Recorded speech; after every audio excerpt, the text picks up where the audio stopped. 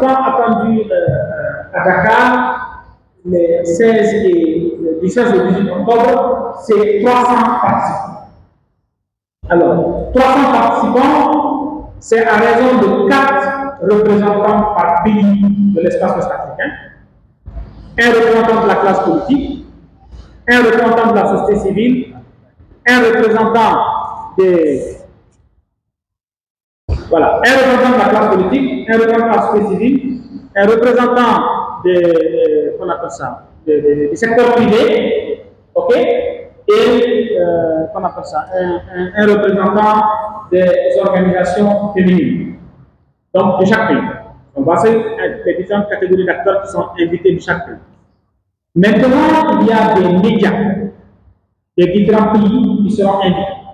En plus des médias qui sont établis ici au Sénégal, il y a des médias de différents pays qui sont invités. À la première édition, on a eu plusieurs médias régionaux qui sont venus et des médias nationaux de certains pays qui se sont déplacés pour venir couvrir l'événement. Parce que nous souhaitons que l'événement ait un impact important sur les populations et qu'il y ait une large diffusion pour mieux sensibiliser les acteurs.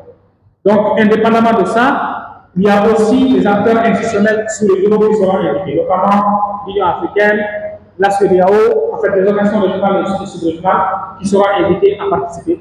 Donc, et potentiellement, certains autres partenaires au développement qui pourraient être là.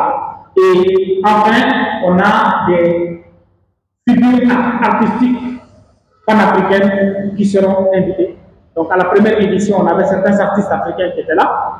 Et d'ailleurs, l'événement s'est conclu par un concert élu par des artistes africains. Et donc, cette fois-ci aussi, on aura la même chose à l'occasion. Maintenant, pour ce qui concerne le budget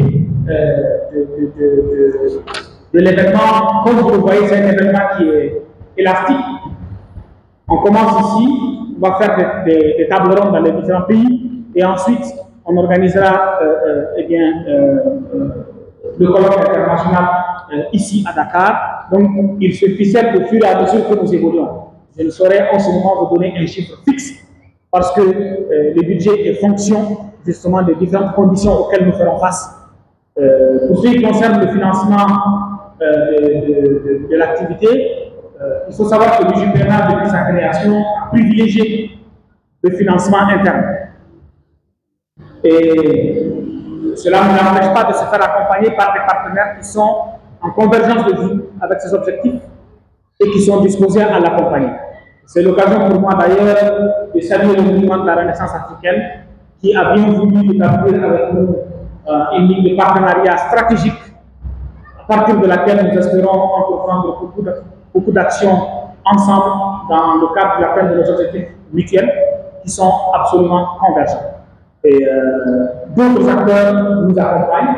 Et comme je l'ai signalé ici, nous avons aussi associé, en tout cas, les autorités du Sénégal pour accompagner cette initiative majeure que nous avons choisi de faire ici au Sénégal pour la deuxième édition. Voilà un peu ce que j'ai comme élément de réponse pour différentes questions que nous posons.